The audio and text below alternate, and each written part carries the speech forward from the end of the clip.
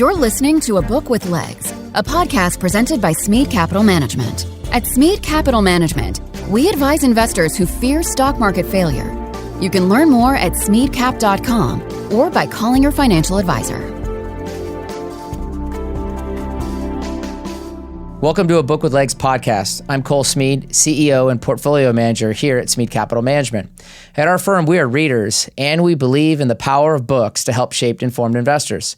In this podcast, we speak to great authors about their writings. The late, great Charlie Munger prescribed using multiple mental models and analysis. We analyze their work through the lens of business, markets, and people.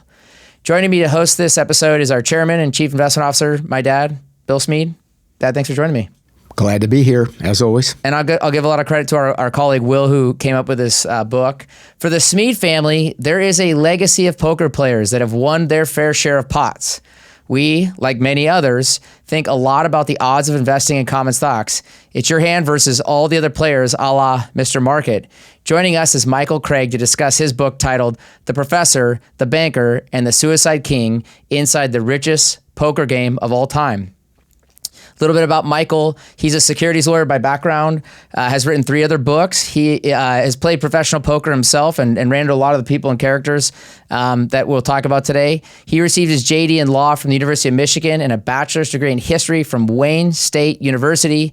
And he is joining us here from, I believe, Mesa, Arizona, correct? Actually, Gilbert now. Gilbert, Arizona. So thanks for joining us today. It's great to be with you. Oh, it's a pleasure being here. Thanks for asking me. By the way, what's the Wayne State mascot? The Wayne State mascot is a different one than when I was going there. It was back in the 70s. It was the Tartars. Okay. And I think that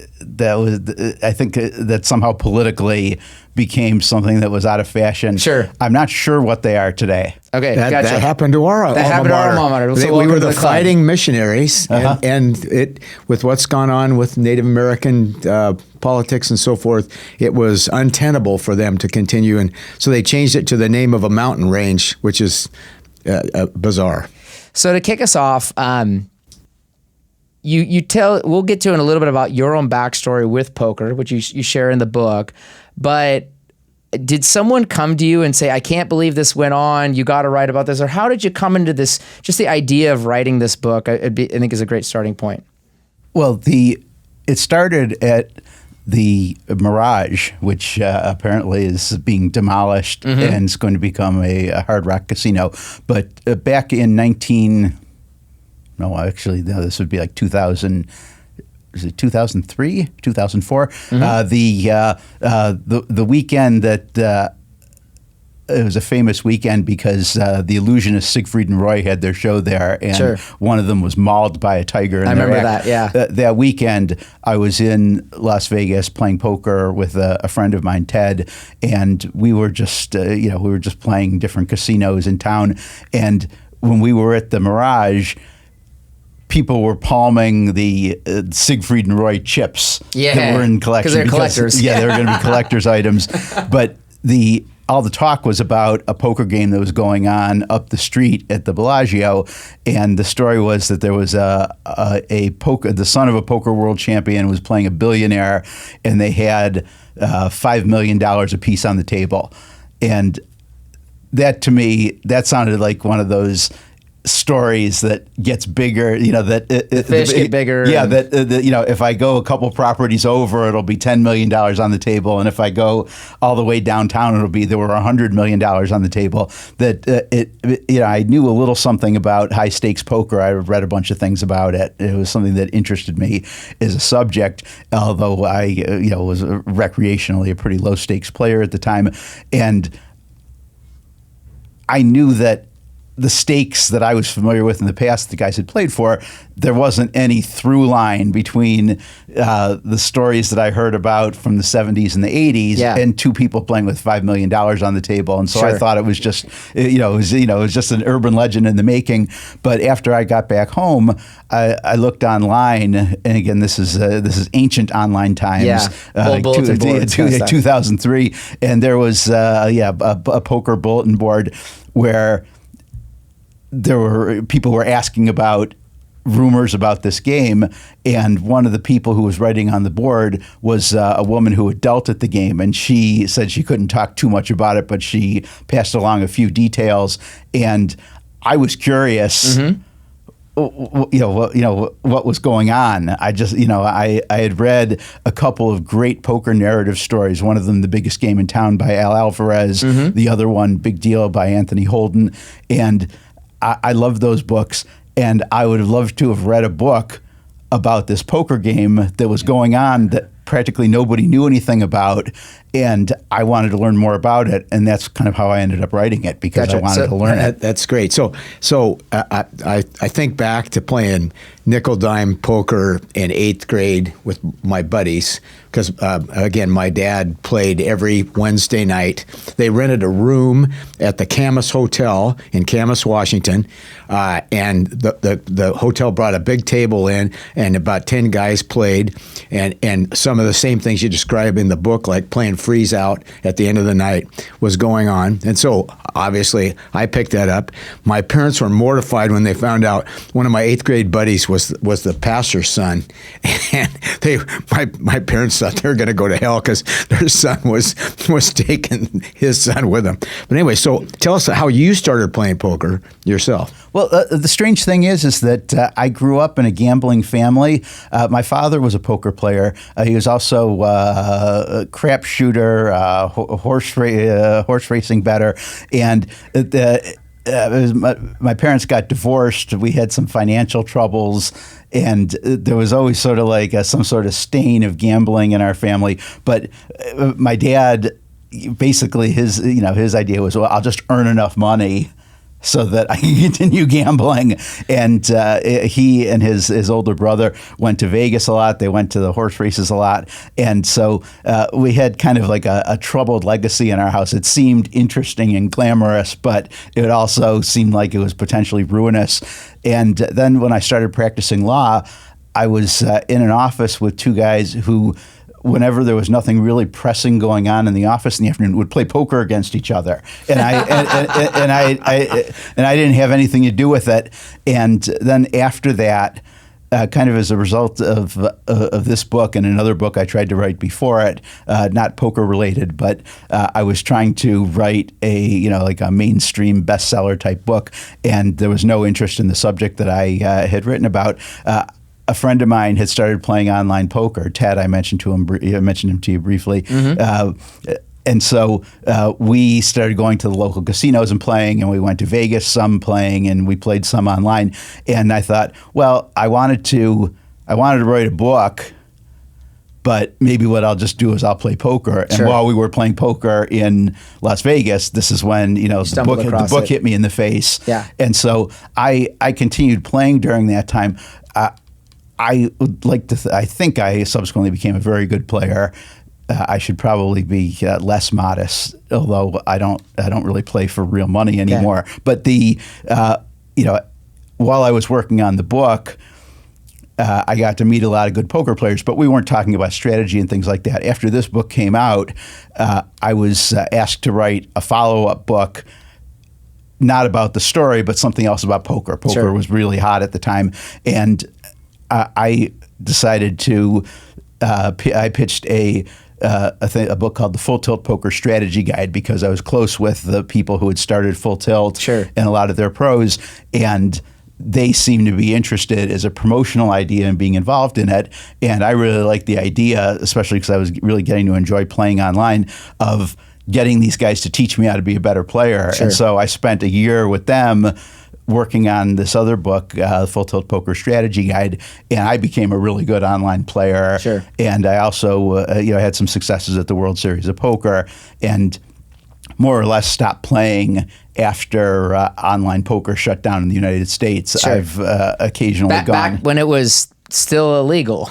Right. It's like funny to say, but it's a different world we live in today. But by the way, we're already hinting at what is so attractive about a career picking stocks, because it's a positive sum game, right? In other words, when you play at a table in Las Vegas, the house is raking off a certain part of the chips all the time, and you are winning what's left of what the losers lost Right. minus the rake, and so therefore it's a different mentality. Yeah, but and you talk about this. I mean, you come from a securities law background, like I opened up with. Yes. You mentioned that poker is a capital intensive business like banking or securities trading. I guess can you explain that? And I think what would be the asset light way of being in the poker business, selling poker strategy books, or what I mean? Well, there are there are a number of ways you could be. A number of top poker players started as dealers. Sure. But I think they all were just dealing to make enough money To go play To go poker. play. Right, Yeah. so they could go play. They were dealing the $3, $6 game, Sure. and when they made enough money in tips, they would go across the street to the other casino and play the $3, $6 game, and eventually became good enough to not deal anymore. When you get higher up in poker, I mean, it's expensive. I mean, at different periods, the big games in poker cost different amounts. But I mean, let's say if you're playing some kind of mixed game where the stakes are 400, 800, or 1,000, 2,000, or it's a combination of a limit game where the stakes are 1,000, 2,000, and then pot limit or no limit hold'em mixed in there, that where the blinds are lower. But you could be playing that game with $100,000 or so. Yeah. And if you have a bad hour, you could lose the entire $100,000. And you can't just say, well, I guess I'm going to go home and start again at $3, $6 poker. Yeah. So you have to have access to a bunch of money. It's a little bit of a mystery how most poker players do it, because there are some poker players who are known for being very good at managing their money, and they're also very good investors. I think Eric Seidel is a wealthy poker player, wealthy from poker and wealthy from investing. Chris Ferguson, likewise, and definitely a bunch of other ones. But the people who become poker players because they're action junkies, and poker is something they can happen. Yeah, that to win. Well, and then you're kind of teeing up the first character of your book, which do you want to jump to the first question? Well, Jesus, they called Ferguson Jesus because of his long hair. Yeah. Yeah. Okay, so let's talk about Ted Forrest, as Yes. you do to open your book. Teach our listeners about how Chip Reese and Ted Forrest came across Andy Beal, maybe with a little background on who Ted is. Well, sure. Ted Forrest, and I haven't been in touch with him in the last few years, but Ted Forrest, during the time of when I was involved in poker and when I was writing this book, was one of the best poker players in the world, and considered a very good all-around player. He had some sort of reputation that he wasn't really a no-limit hold'em player, but he was considered the best, or at the very top of the short list of Raz players, 7-card stud players, stud high-low players. And he's the suicide king of title's sake. Yes, and and he. And he just like bounced from game to game. I mean, he would, he was playing in a game with Larry Flynt in Los Angeles, and so he would drive from Las Vegas to Los Angeles and play in this game at Larry Flynt's casino, although it was originally at Larry Flynt's house. And he might play in that game for like a day or a day and a half, and when that game would break up, as he was driving back to Las Vegas, he would call the poker room at the Bellagio and say, what's the biggest game going on?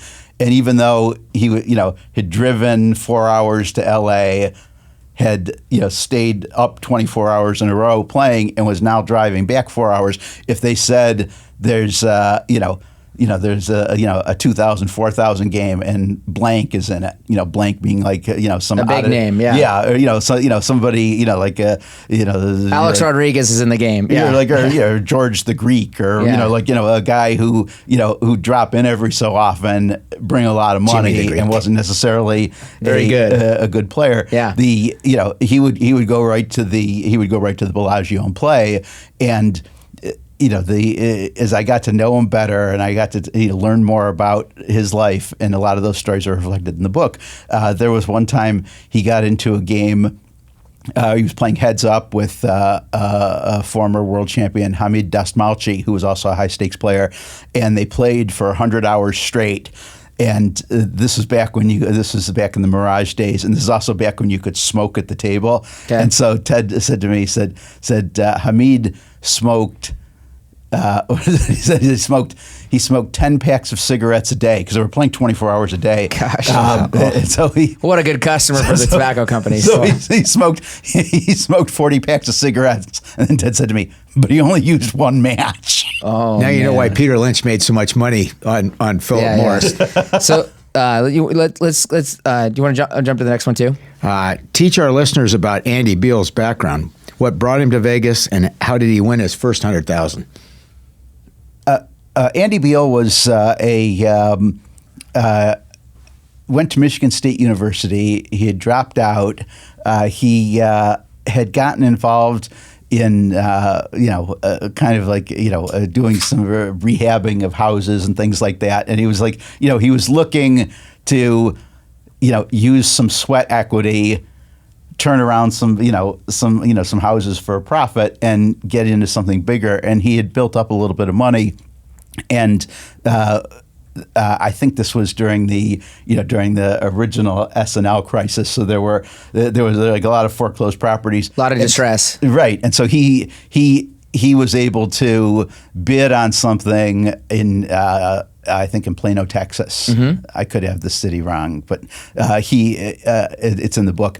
He ended up winning the bid. I mean, I think he was the only one bidding. Yeah. And that was kind of how he got started in real estate and building, improving, trading, looking for good times to get in, and became quite wealthy. None of his companies were public, and so he was usually flying below the radar. But sure. Around the time, maybe even a few years before The Professor, the Banker, and the Suicide King, he had become so successful in Texas that he was starting to make the Forbes 400 list. Sure. That he'd come to their attention. For Beal Bank, his bank. Yes, yeah. Beal Bank. And when I got to be friends with him later on, in fact, actually, after writing the book, kind of an excuse for me to stay in touch with him is when the new Forbes list would come out each year, I would call him up and I'd say, I've got bad news for you and bad news for me. The bad news for you is you're on the list. Bad news for me, I didn't make it again. Yeah. That's funny. So he shows up the first time. Was it? I'm trying to remind myself. Was it Chip Reese or Lang that brought him? That he was friends with, and so he kind of was starting to float a little bit around the poker table. He was, he was kind of a stranger to the games. What happened is he had some, I don't know if he was in town at the time for something banking, but he also had a Nevada corporation that he did some things through. So he was in Nevada some, but he was there, and he used to be a blackjack player. Gotcha. And I think he got tossed out of some casinos for counting, but it wasn't something. But that was the kind of intelligence. He was a mathematics-minded person, I think. And this is early 01, I think, is the first time he made right. About $100,000. Yeah, he went into the Bellagio poker room and just kind of like looked around. I think the game that was going on that seemed like it was the highest one was a 75 150 limit hold'em game, and so he started playing in that. And, it just, he was kind of enjoying it, but it's like the stakes weren't enough. It wasn't enough to matter. It did, yeah. It's like he wanted it to matter. He wanted to motivate himself to play his best, but it really didn't matter. And he met a guy named Mike Lang at the table. Mike Lang was a sort of a legendary, sort of kind of like, I don't want to say typical Vegas guy, but I mean, this is like a guy who plays for however much money he has plus a little bit more, and has won and a lot of big times, but is always broke. Yeah, and this was right after Mike Lang had won a World Poker Tour event, and when I talked with the other people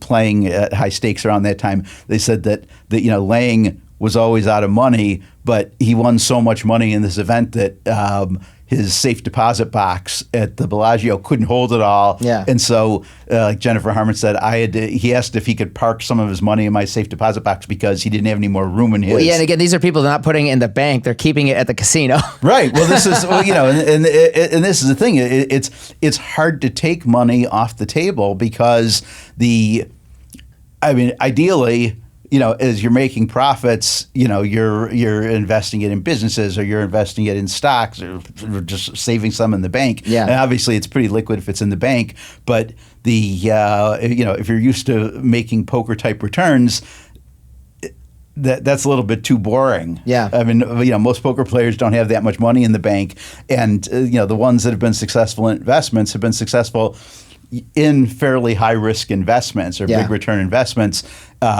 But then, the ones that aren't successful end up giving their money to a guy who said he's got like this new type of water that has a penny stock. that has a completely safe type of caffeine. Near-death experience investing.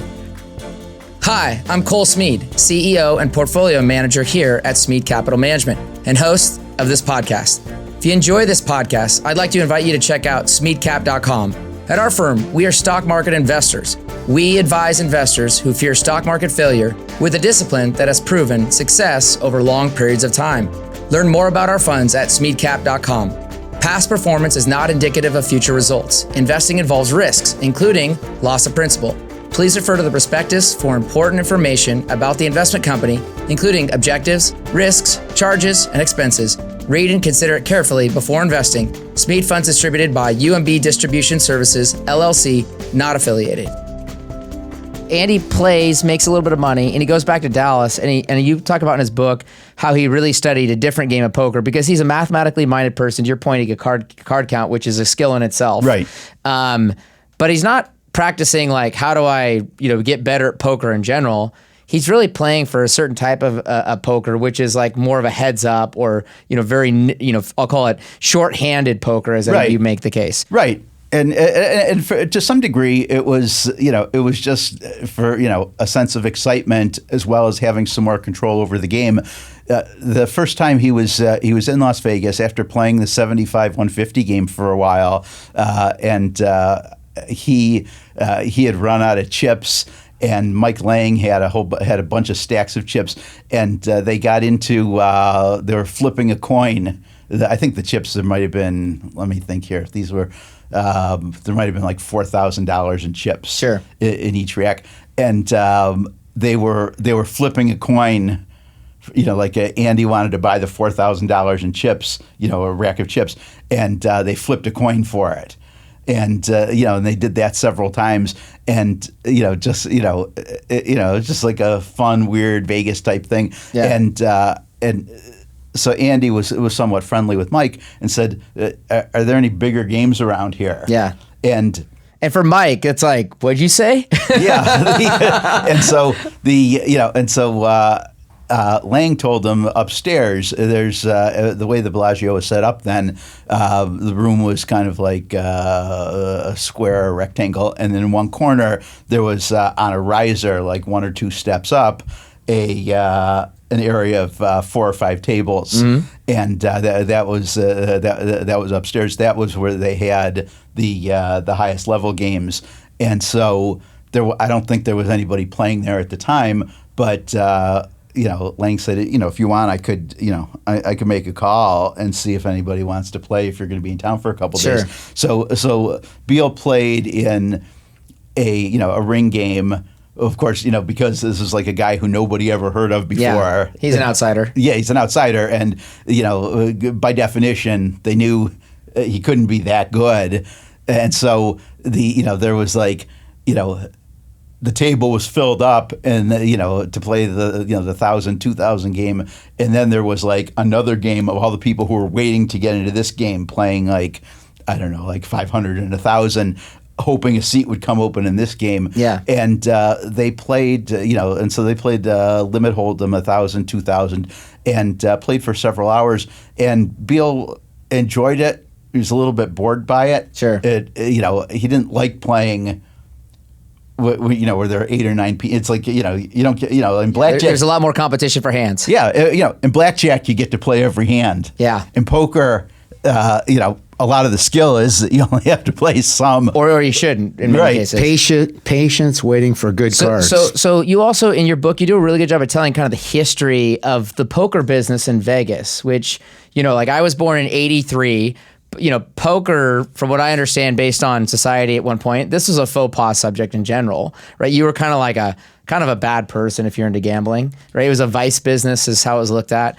Then you go from that era to where, like, as I'm getting out of college, that's, this is like right when I'm in college. And now today it's like gambling is just an accepted part of American life. Yes, and the period in which the book was written was one of the turning points in that.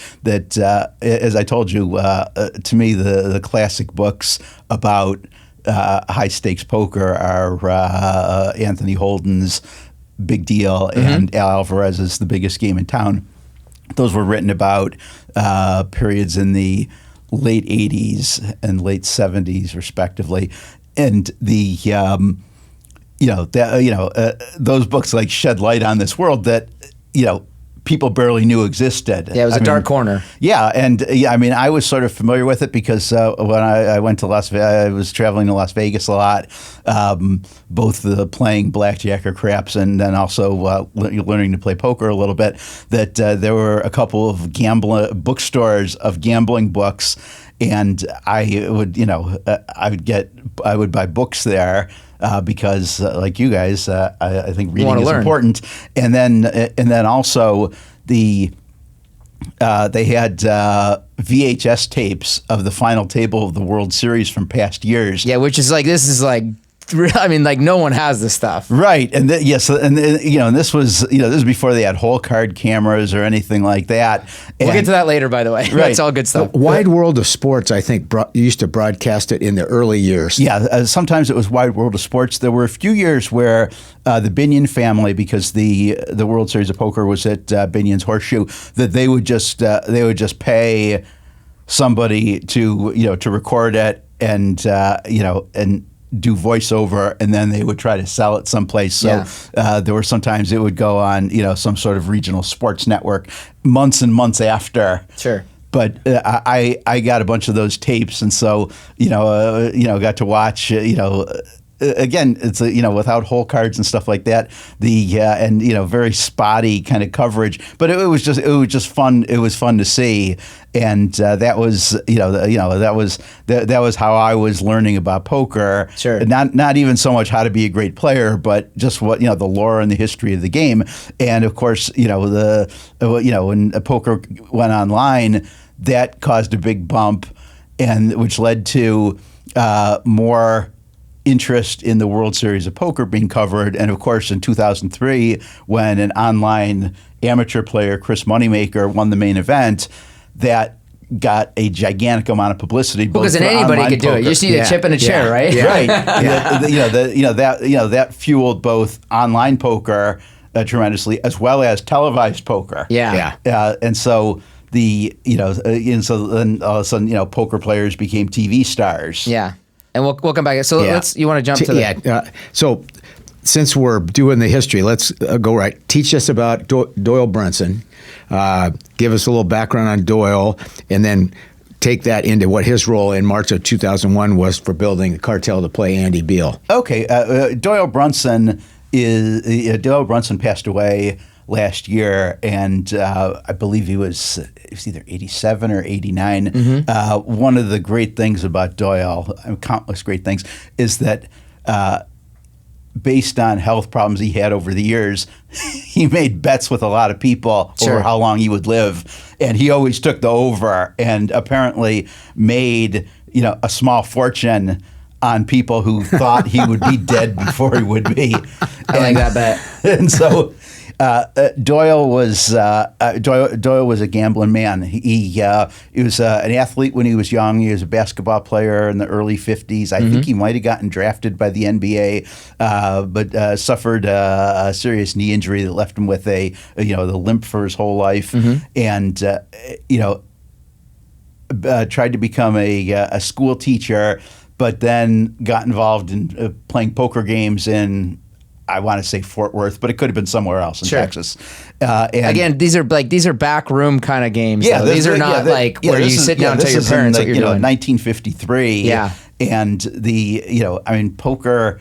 It's like some sort of gambling is legal just about every place now, but it hasn't even been until the last few years that it was considered legal to play a poker game in Texas. Yeah, even with Texas's historic role in poker, and so these were underground games, and it was a rough time. You had to worry about getting cheated. Then you also had to worry about the game being broken up by the law, or other players in the game tipping off the law to when they break get behind up the game and take the money off the table. And so it's like you needed to be way, way better than the game just to make a living, because if you were playing it fairly regularly, it just wasn't that unusual thing that somebody would come and hold up the game, or the cops would seize all the money on the table. And so Doyle Brunson became a extremely successful poker player with a few other players in that same circuit. And around 1970, he moved to Las Vegas. And this was more than a decade after a friend of his, Benny Binion, had moved to Vegas and started Binion's Horseshoe. Brunson came to Vegas because he was starting to have difficulties as a high profile gambler, not in Vegas. And so to find a game. Yeah. The story with both those guys that I hear in various forms is they got sentenced by judges to move to Vegas because they were getting they were running afoul of the law, and they both ended up making their way out to Las Vegas because it was legal there. And Brunson he was a big sports bettor, and he was a big poker player, and supposedly made and lost several fortunes, and was during the 70s considered like the best of the high stakes players, and really before then as well. And his contemporaries had long passed away, or as they got older, became mediocre players. He was playing pretty high stakes until the very end of his life. Yeah. And I think you talk about where they thought he was had Alzheimer's, and where I think you even commented that he had trouble. Maybe was it recognized you? Recognized someone else? Yeah, and then he goes in and wins a massive game a day later. Yeah. Oh, this was remarkable. When I was working on the book, through Doyle helped put me in touch with Andy Beal, and Doyle was also helpful in getting me in touch with some of the other players in the game. And it's kind of like, Doyle was like a calling card. If I was talking to somebody I didn't know, and I said, "Well, I'm working on this book," and they'd say, "I don't know. I don't really want to have anything to do with any book." And I said, "Well, Doyle's helping me on it." Yeah, that was your goodwill. So that was my calling card. Doyle was, Doyle was helpful to me, and I saw him at several tournaments over the course of the summer. I think this is 2003, although it might have been 2004. And we would always, I interviewed him a couple times, and a few times, we just kind of saw, I would just see him in the hallway and say hello. And one of the times before a tournament in Los Angeles, I forget whether it was the Bicycle Club or the Commerce, but it was a World Poker Tour event. I saw him, and I said, "Doyle, I had a few follow-up questions I wanted to ask you. Is there a time this weekend when you're not playing, when I could just have a few minutes of your time?" And he kind of looked at me like he wasn't exactly sure what I was talking about, and he says, "You're writing a book?" I said, "Yeah, the Andy Beal game. Remember, you introduced me to Andy Beal." And he said, "Oh, I don't want anything to do with that. That's just going to be, everybody talking about how we all cheated them, or how we're all a bunch of crooks or something like that. I'm not having anything to do with that." Now, and he was, up to that moment and after that moment, always super friendly with me. Yeah. But I thought, oh my gosh, here he's he's playing in this World Poker Tour event, and they're playing these high stakes games at night, and this guy's just completely lost his mind. Well, he ended up winning that World Poker Tour event that weekend. Whereby there's a fine line. We've now learned there is a fine line between genius and insanity. Yeah. Well, I when I started playing in World Series events, I sat at a table several times with Doyle during events, and we were playing this one event. It started. They have events that start at noon, then they have ones that start at 5 p.m. And the ones that start at 5 p.m. tend to either be the higher buy-ins or the ones that are other than no limit hold'em. And so I think this was a horse. I forgot if it was horse or stud high low. Okay. But it started at 5 p.m. and they had a dinner break like at 7, and then it went until 3 a.m.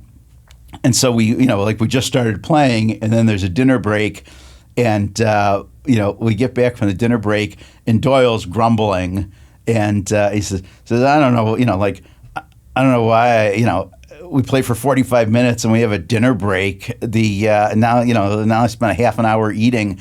I feel like I just want to go to sleep now, and it's just kind of it's good-natured grumbling, but he's grumbling. Complaining to anybody who will listen, and he starts yawning, and you know how yawns are contagious. And so at our table, everybody's getting tired. Yeah. He cleaned up for the next 3 hours. Oh, that's funny. And maybe it was a coincidence, but I think Doyle. he planted the seed that way. Yeah. He was crafty. So Doyle helped kind of get the cartel together, and Beal shows up 3 weeks later. This time there's a wait list. Johnny Chan, Barry Greenstein, and others are there. Teach our listeners about Barry as a picture of the intelligence that's floating around in these high stakes games. Okay, well the first time Beal had played, and I apologize because I don't remember it's like I know that book like the back of my hand, but I don't know the back of my hand so well anymore. But I don't recall whether Andy played some in the 1,000, 2,000 game during his first time out after Mike Lang introduced him to some of the high stakes players, or whether he came back and with the expectation that he was coming back. That's when they played the game. But yeah, there was, as I mentioned before, when he first started playing, it was a ring game. It was 8 or 9 seats, and all the seats were taken, and all the seats were taken at the next game at half stakes, waiting for one of these seats to come open. And Beal actually won in this game, but it was it was boring to him. Yeah.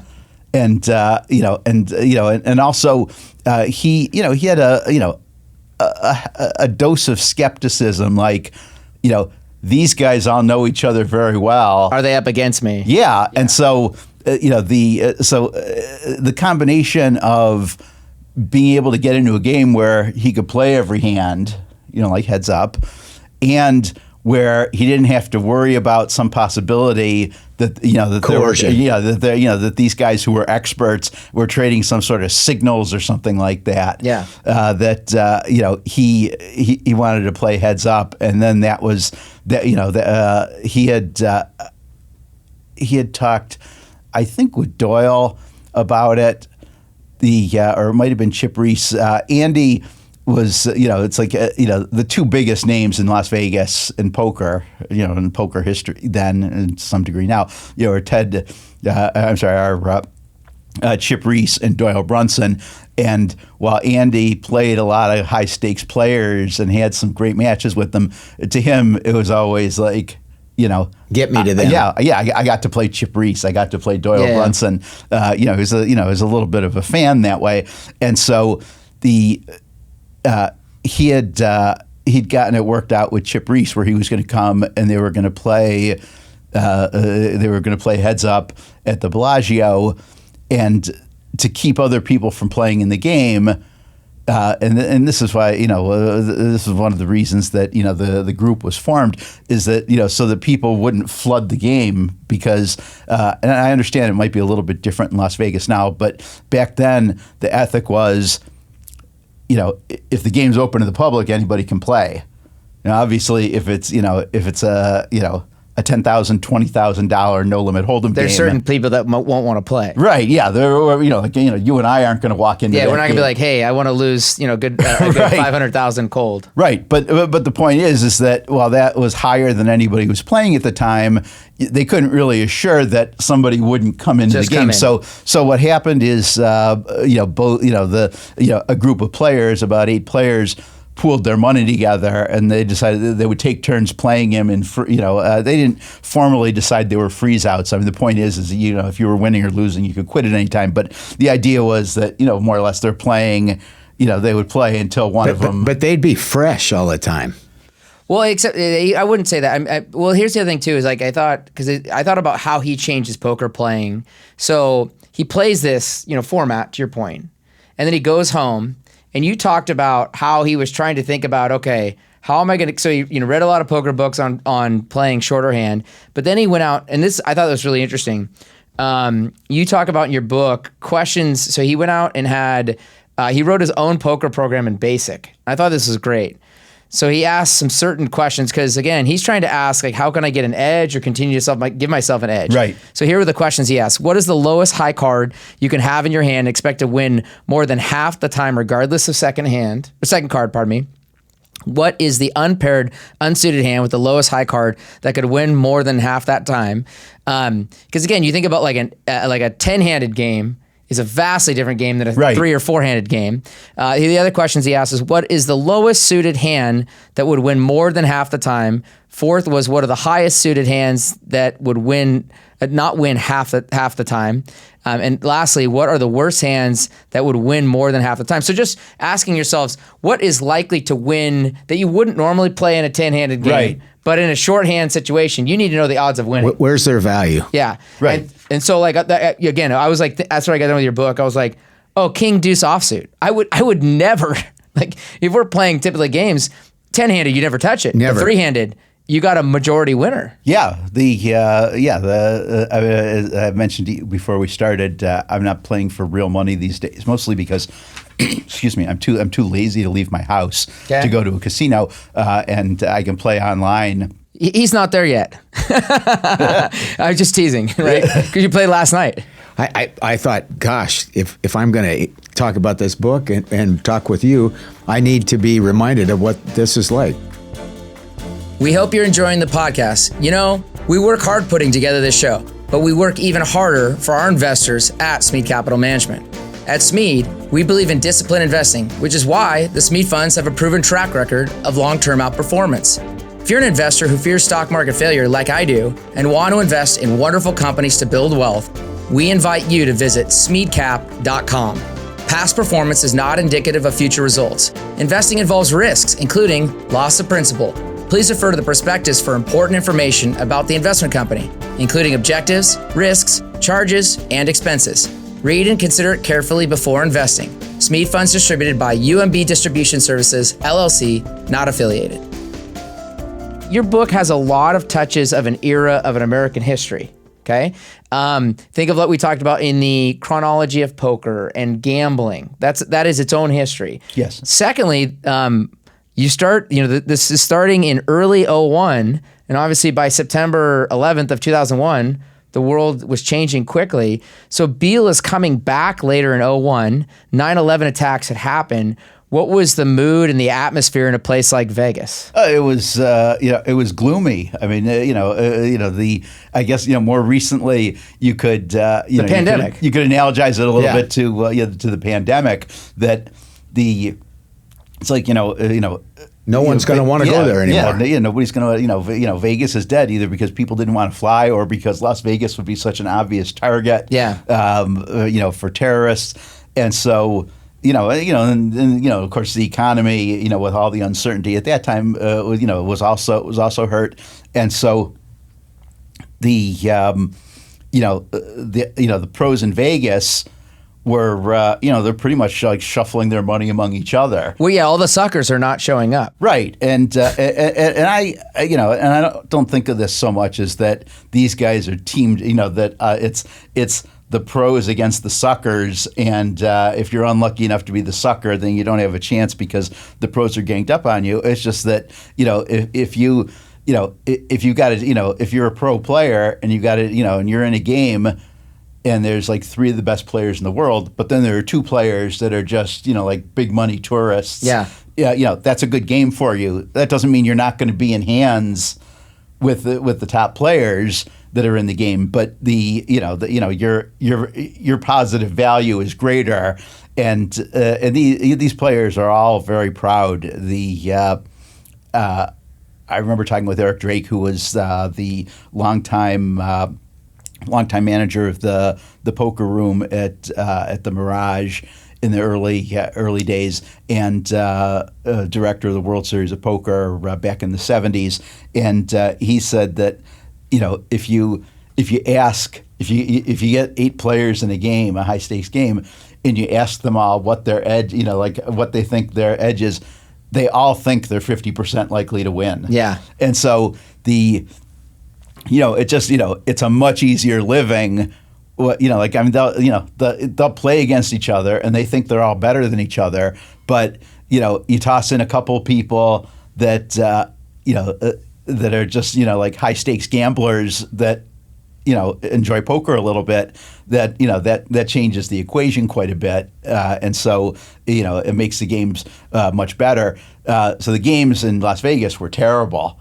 There was no chance to win a whole bunch of money off somebody. You're going to take it from one of your longtime professional colleagues. Do you want to jump to the Johnny Moss? Because I love this one. Yeah, a lot of this book is about risk, which, again, we like positive sum risk. But can you tell our listeners the story of what the late Johnny Moss told his wife one time?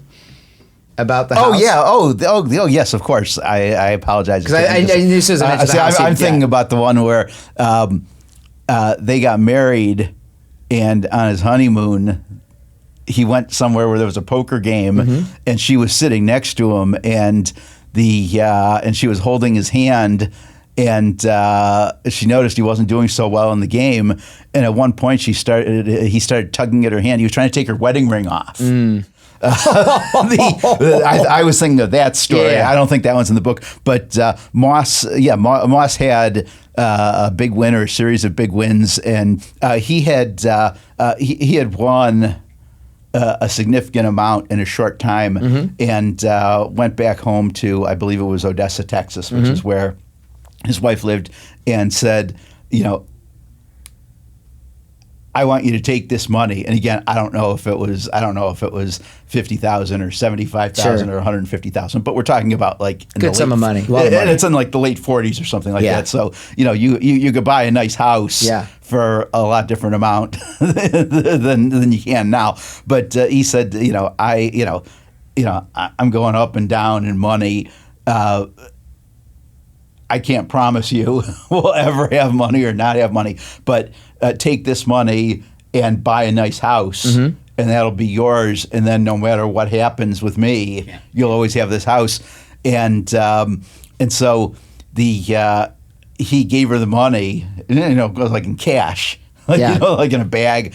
And she said, I don't feel comfortable carrying this money around.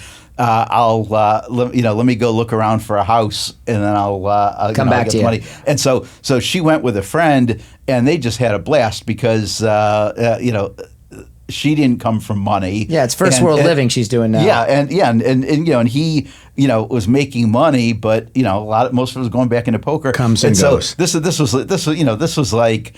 This is like baby's day out. I mean, she's going and looking at houses, and like everything's in their price range based on the amount of money she has.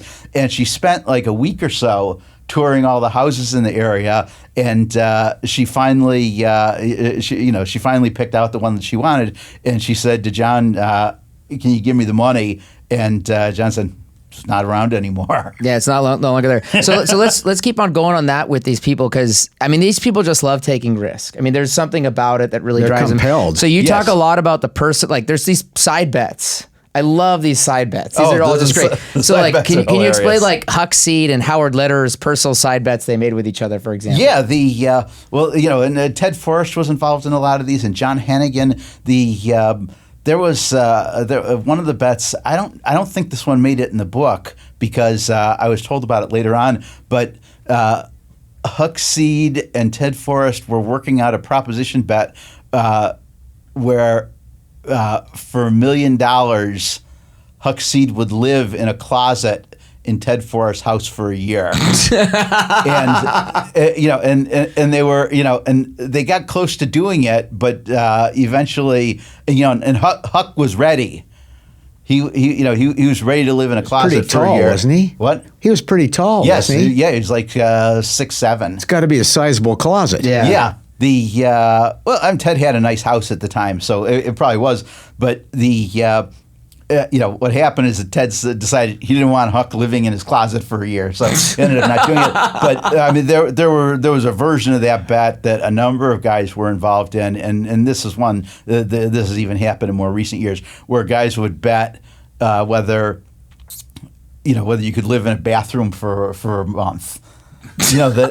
Or like Ted Forrest, like what was a Ted Forrest bet was like to run a marathon with someone, and then like he runs it in the dead of like a Nevada summer at the UNLV track, and he almost kills himself. Yeah. He said, and he told me that story, and I reminded him of it a couple years later, and he said, "Oh yeah, that's that's a time when my then girlfriend tried to kill me, because what happened is she was supposed to meet them there with water, and."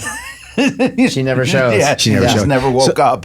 And so they ended up, there was some guy who was walking by, and they ended up bribing him to bring them water, but that, they didn't get nearly enough water.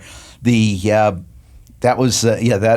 happened. The bathroom one was, and I think this was done more recently, where a couple guys rented a room at the Bellagio for a month, and then one of the guys lived in the bathroom of this room for a month for, I think it was $300,000 or something like that.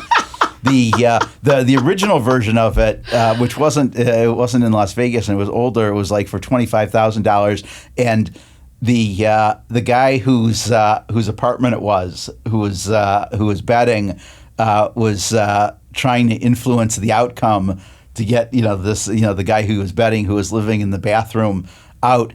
Is that he was bringing people by to use the toilet. Yeah. In the room. What I think the other really famous bet, and we'll jump to another question here, but how you talked about Howard Lederer, he's like a vegetarian. Yeah. And so there's this bet that he won't eat a burger. Yeah. Yes. Right. And I can't remember what he got paid, but he said during the book you write about, he says, order the burger. He eats the burger and they're expecting he won't be able to take it in. His body will give it up. And in my mind, I'm thinking Lederer's mind is saying, I hate the burger, but I love cash. Yeah, I love the money. Hopefully it was in and out, because that's pretty close to the strip there. Yeah.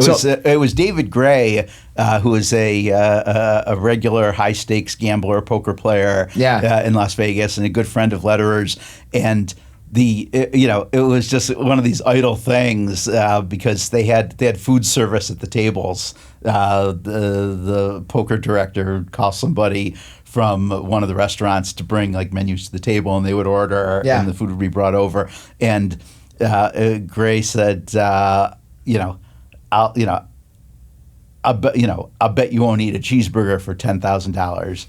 And Howard says, I don't want to eat a cheeseburger, so I don't want to bet you. But if you're saying you're going to give me $10,000 to watch me eat a cheeseburger, I'll take it. And so David said, let's order it. And so they ordered it. And Howard said, you don't have to go through with this. I mean, this isn't a two-way bet. They thought he'd get a couple bites into it and bail. Probably. Right. But it wasn't strictly speaking a bet. It was David paying to watch Howard eat it, and he was hoping that Howard gets sick, not because that would somehow invalidate the bet, but just because that was to him that was winning. So let's jump to Lyle. Let's jump to the question on Lyle right below, because I think that's he was super important. Okay, so how fundamental was Lyle Berman to the transformation, and explain how these poker kings and queens turned into stars. Well, Lyle Berman was a longtime player in the World Series and a high-stakes poker player. He was, I believe, he started a a leather store that swept malls across the country. It was like a reasonably priced leather store, and he had hundreds of locations, and he had sold it. And so he, was, he was a high stakes amateur, but considered a very good player. I mean, one of the things is that if you play against the best players in the world and you show up pretty often, you're going to become pretty good. So even if we talk about, this guy was, this guy was no good. He was donating to the games. The point is that, these guys who like to play the best players in the world, they recognize that they're not necessarily getting the best of it. Sure. That if they move down a couple levels, they would clean up on everybody else. And I think the common understanding when the top players talk about, somebody who's like an amateur who joins their game, that this guy stinks. Yeah. That means he's really a bad player. He's actually better than everybody except for the people he's playing against. Larry Flint, the late Larry Flint, was like that. Was an outstanding 7-card stud player, but he only wanted to play against people like the caliber of Ted Forrest. Yeah, that way you've said, who did I lose to? I lost the best players in the world. Which means he was an excitement junkie, is really what that amounts to. Yes. So we're going to jump ahead. Yes. Doyle's son, Todd, who himself was a well-respected professional, busted Andy up pretty well, as did Jennifer Harmon. Kind of interesting, brings back to watching the stuff on TV. In the spring of 2003, teach us about Todd's background. I happened to work with my son. Was Todd's success foreknown? Not really. I mean, it's possible that I've got the story from the horse's mouth, and you never know exactly how good that is. But I mean, Doyle said that when Todd was growing up, they never played poker. They never talked about poker. I kind of think Doyle was, to some degree, an absentee parent because he was on the road a lot playing. And Todd, so I don't know. Todd said, he played like in local games, but he went off to college, and the first year he won enough money playing poker his first year in college where he didn't go back for the second year. And that was kind of how Doyle learned that his son was playing poker. Probably disappointed in a way. Yeah, it's like the Godfather thing. It's you work your way up so that the next generation has it easier, and the next generation doesn't have to get their hands dirty the way you did. So his son was going to be following in his footsteps, which he didn't necessarily want. But to quote Don Corleone, I apologize. I spoiled my children. Yeah. So Beal leaves Las Vegas, having lost millions in late 2003 on a commercial plane. Mm-hmm. Why was he disgusted, and why was he flying coach? The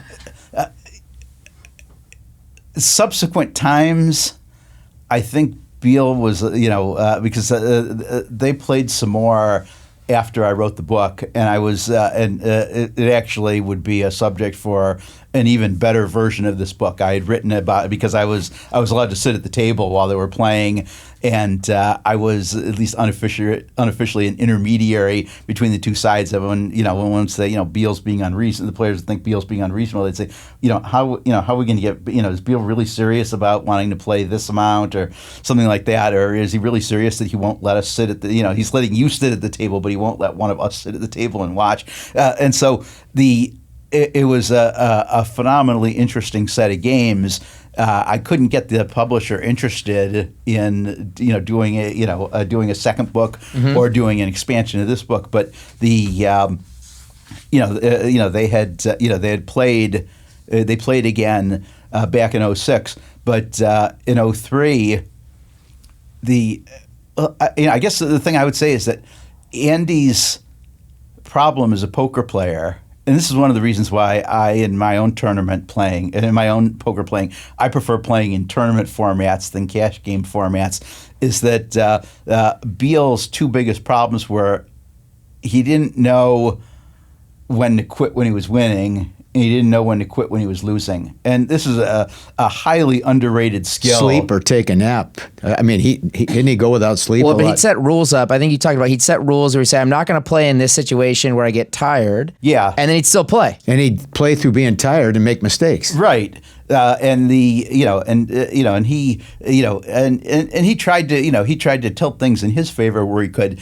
He always wanted to play early in the morning, and poker players, they play late at night, and so it was usually one of the reasons people were so reluctant to. I mean, it's like they were reluctant to play him because they weren't used to playing with other people's money, but they were also reluctant to play him because they didn't like getting up at 8 o'clock in the morning. As a business person, business people are morning people. Poker players are nighttime animals. Absolutely. Hey, I want to give a big shout out to everyone who's been working so hard on the show. We recently hit the top 10 investing podcasts on Apple Podcasts and even number 1 in the business category in several countries. As you may know, this show is brought to you by Smead Capital Management. Smead Capital Management understands how frustrating and illogical the stock market can be. If you are searching for funds with a proven track record, give the Smead funds a look, or better yet, reach out at smeadcap.com. And don't forget to mention that you're a fan of the podcast. Past performance is not indicative of future results. Investing involves risks, including loss of principal. Please refer to the prospectus for important information about the investment company, including objectives, risks, charges, and expenses. Read and consider it carefully before investing.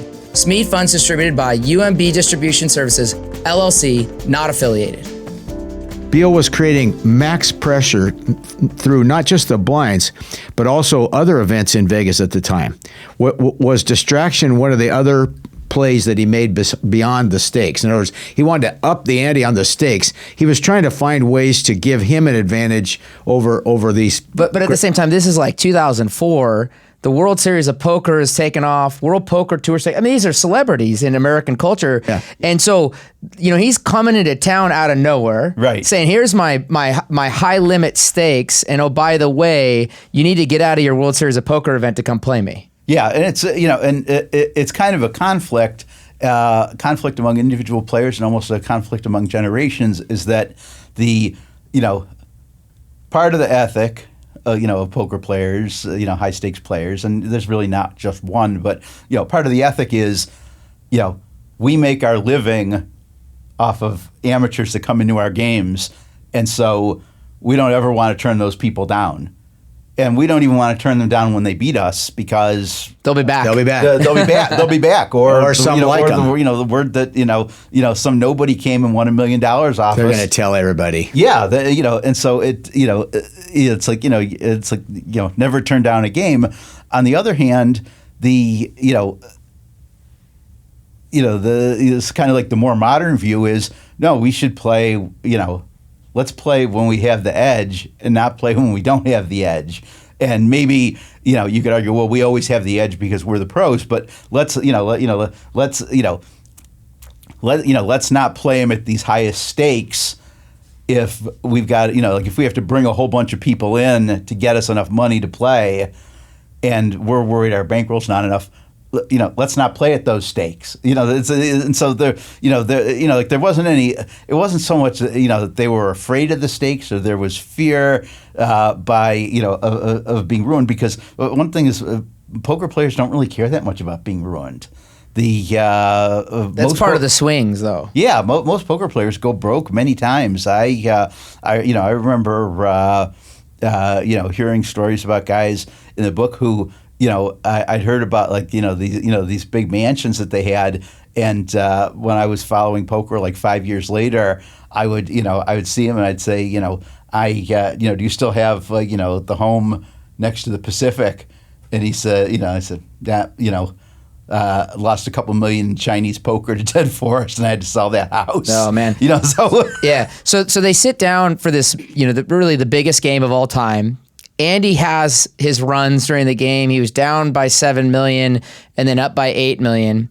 And then in the middle, he breaks for lunch with Steve Wynn, which is this has just got to be such a fun and interesting time in the game of poker. Yeah. Because it was cloistered enough that they were very tight relationships, not as big as it is and wide as it is today.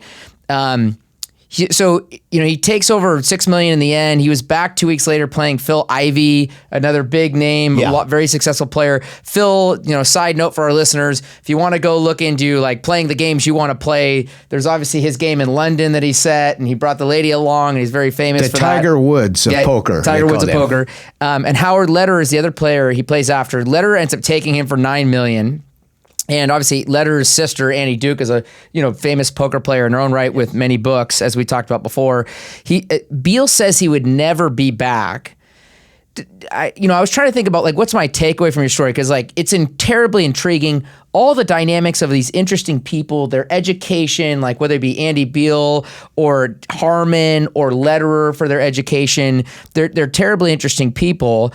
One of the conclusions I want to ask you about is there's been a lot of research on humans in that, we have all this logic and then we just do things for doing them. Yeah. Right? We don't do them for logical reasons. Is that your kind of takeaway from Andy Beal, or do you draw away something else from Andy Beal, he likes risk and he's just going to be driven to find risk even if it doesn't make a lot of sense? Yeah, that's part of it. Also part of it that the times when Andy was most involved in poker back then tended to be periods where there wasn't a lot of there weren't a lot of good deals in the type of banking he was doing. He got bored. Yeah, and so one time I was visiting him in Texas, and we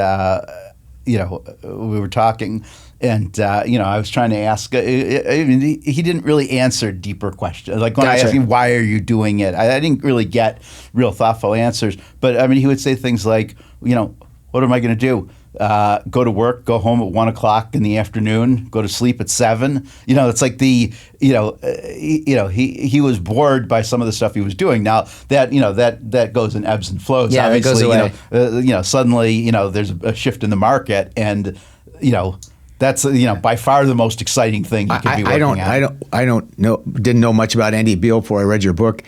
Reminds me a lot of Mark Cuban. That's the first thing I thought of. Well, no, but way more private. Not even, I would say. Well, no, way more private, but you get what I mean? In other words, seeking thrills in other ways. Yeah. Why I just say it because, why don't you mention to Michael what your picture of heaven would be on the craps table? Because I think it's a better way of thinking about what you're saying. Well, now you're asking me about something I haven't thought of for a long, long time. Yeah. Okay, let's see. You say heaven would be like having an infinite amount of money to sit to the cold streaks at the craps table. Yeah, that's right. That's what it was. Right, and Andy had the money to sit to the cold streaks, to your point. Yeah, he could sit through the cold streaks, and that's basically in our positive sum game that we participate in investing, that you sit through the cold streaks. Right. Our discipline works most of the time.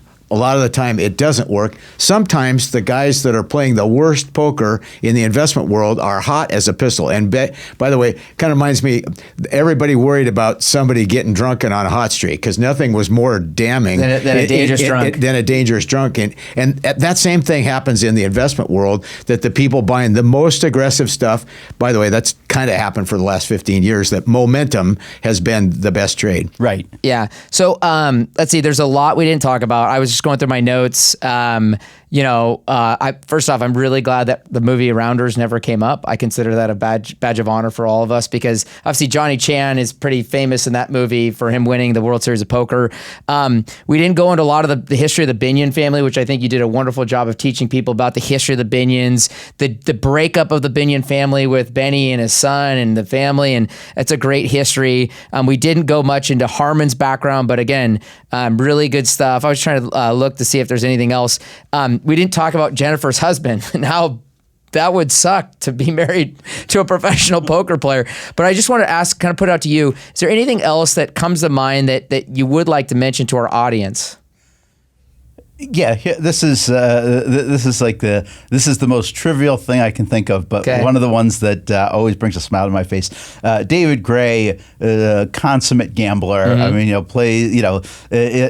And yes, it's like I talked to a bunch of high stakes players, and they'd say, the guy we least wanted playing with our money was David Gray. David Gray sucks. Well, David Gray was a successful player for decades and successful in every sort of game and in every sort of gambling. And a great storyteller. And he told me a story when he was first starting as a gambler. He was betting on horse races in New Jersey. Okay. And there was like another group of horse players that you kind of get to know the same people. Yeah. And most of them were bigger bettors than him, but I mean he was guarding like a few $1,000s trying to grow it. And after the race, like the races would end at night. And they would, they'd go to dinner or something like that. Well, one night they went bowling, and there was this one guy in the group, Ira the Whale, who was a great bowler, and as David says, a whale. I love the name. And the after they bowled for a while, they decided to get something to eat. And based on the time and the neighborhood they were in, the only thing that was available was White Castle. Okay. And so they got into this discussion about whether Ira the Whale could eat 100 White Castle hamburgers. Oh my gosh. And and what happened, this is a group of like 10 or 12 guys, and they were talking about different numbers, and when they finally got to like 100, they said, "Oh, there's no way the whale could eat 100." And just about everybody agreed.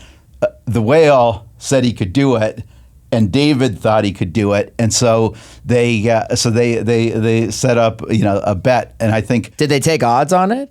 No, I think it was straight bet. Yeah, it was a straight bet. Wow. And David said that at the time like $20 to bet on a horse race was a lot for him.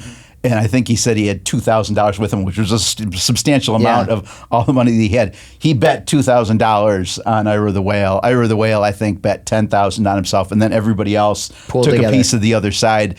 And David told me that they went into the White Castle, and Ira went to order, and he was afraid about him getting cold, so he ordered. He was going to order him 25 at a time. So he said 25 White Castle cheeseburgers, and I'll take a large order of fries and a chocolate shake. and David said to me, that was the moment that I knew I was a lock. Yeah. I knew I was a lock. That's so funny. Okay, so I have another idea for you. So I was thinking of this whole story because it's like it has a feeling of like a Hollywood movie where it's like you got the outsider coming in to play the pros, and it's you got this billionaire. Have you ever had someone come to you to say like, can we turn this into a script and make a movie out of this? Oh, like every year. Yeah. Every year. And what's happened is the people who have like the best ability to get a movie made haven't expressed interest. It's mostly been people that have been either amateurs to filmmaking, who are avid fans of the book and had some money, or people who were involved in production companies, but it wasn't Universal Studios or Sony Pictures or anything like that. And so it's been optioned several times.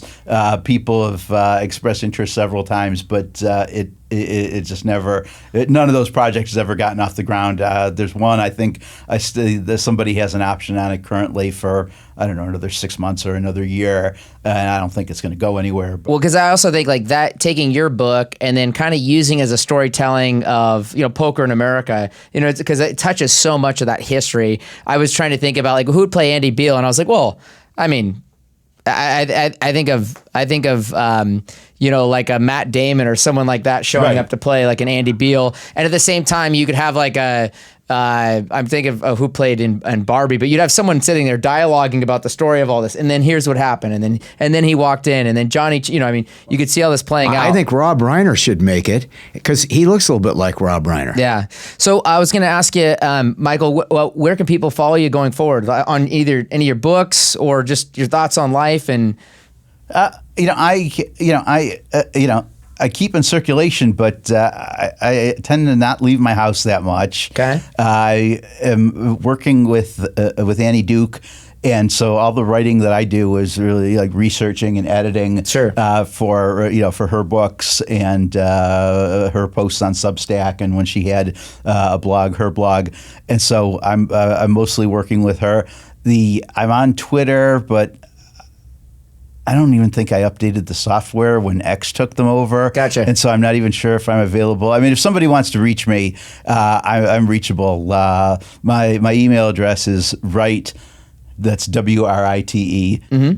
.MichaelCraig michaelcraig@gmail.com. So you just write michaelcraig@gmail.com. It's been too hot to go outside lately. Yeah, it's been pretty hot. Well, that's the other thing too, is that it doesn't seem like the summer is ever going to end. I'm hoping. I mean, I do look somewhat like Rob Reiner, but I want to look like Rob Reiner from the early days of All in the Family by walking more outside, but I haven't been able to do it. He's trying to build studios here in Arizona. Yeah. Good for him. Yeah. I'll have to find out if he's interested in the book. Yeah. Well, let's see. First off, thank you for joining us. This is like total treasure. And I'm trying to think. You are our second in-studio guest, so it's just like nice to have a fellow, native Arizonan to come in and talk about their work and discuss this with you.